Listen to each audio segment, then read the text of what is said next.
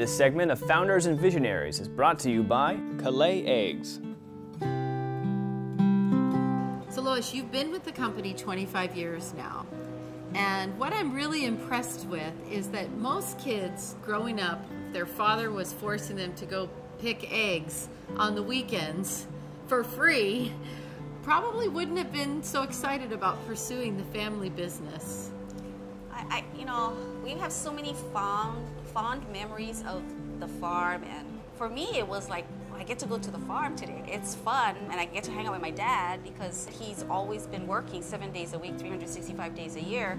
So spending 2 days over the weekend, that was real good, you know. The smell of the farm that really is reminiscent of my childhood because there is a distinct odor. And my father always said, don't ever be ashamed of that smell because that's what brings food on the table.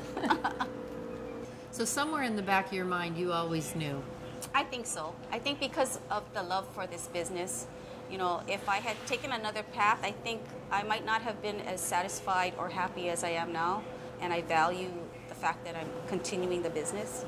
I want to share with you in doing these interviews, almost without fail, the kids who have gone on successfully to run businesses after their parents, it started because as a child, they went to work with their parents because that's how they got to spend time with them, and it really instilled an incredible work ethic in them going forward. Exactly, yeah, because we never equated it to success, we just equated it to hard work and a lot of pride.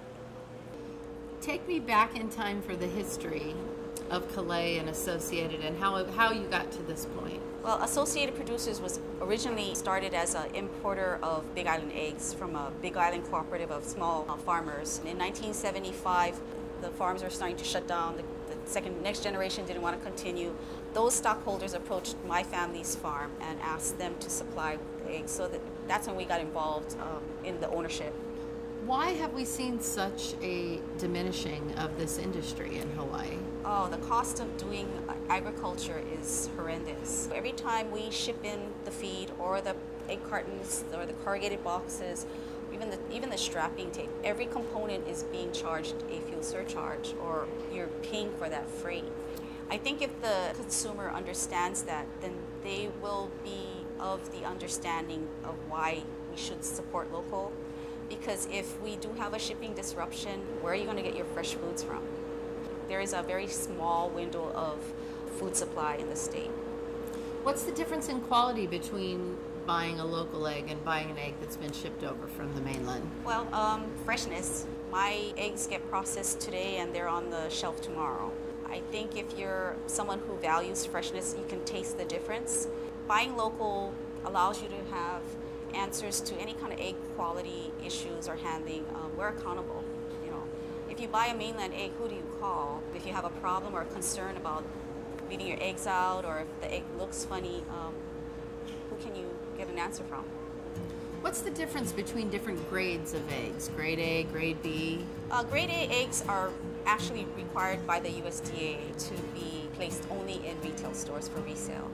Grade B eggs are, the internal quality of the egg is the same as a grade A, but it's the shell quality. So the shell might be imperfect or it might be slightly softer.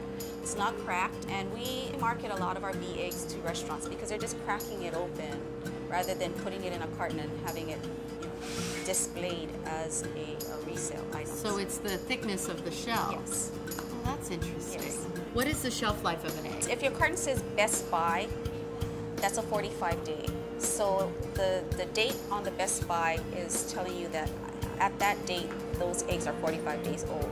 After the 45th day, it turns into a B, which is the air cell gets a little larger. Like, you know, when you boil your eggs and there's that little dip, that's the air cell. Oh, I didn't realize. Use by is 30 days. What other things should consumers know when they're picking out a quality egg? They should look at the brand, be aware of what they're buying, and understand where the eggs are coming from. Because some eggs that are imported are coming as far away as from the Midwest. What about the difference between brown eggs and white eggs? Brown chicken, white chicken. Seasonally, I sell blue eggs here. We have a huge following. Without dye, the eggs just come out blue. Blue.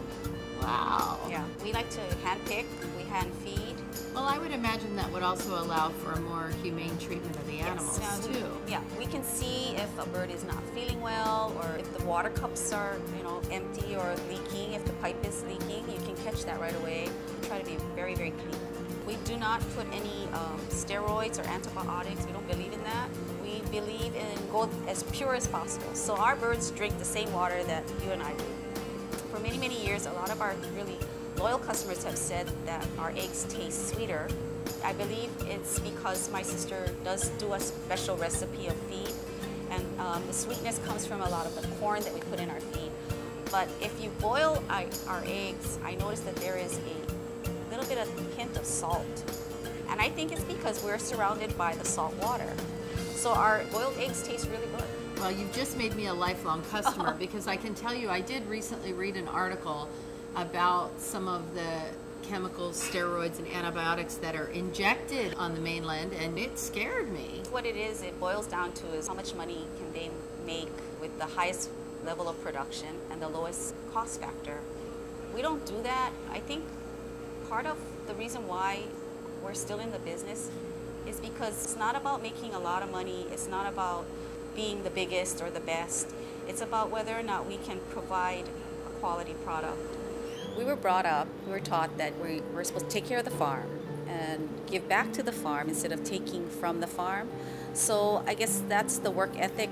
That's why we've worked so hard, to make sure that the farm is sustained, and then that way we have the ability to continue the business. So we take care of the farm. I love your sense of family and history and legacy and how you've carried all of that with you for all these decades. We really believe in what we do. We really believe in our customers. I believe in my employees, because if without them I could not do this. Really provides the incentive to continue to go on. When someone says your eggs are so good, or they're ono, or that makes you feel really good that you've done what you need to do. I think it's a responsibility to my family, to my parents, to the people that I've done business with, to my employees, and especially to my children, because they see me working and working and working, and I hope when they get older, they'll understand what it is to work hard. It's an honor to provide food for people. It's an honor to be able to put a quality product on the table and go to bed at night knowing that we did our best and that people love our eggs.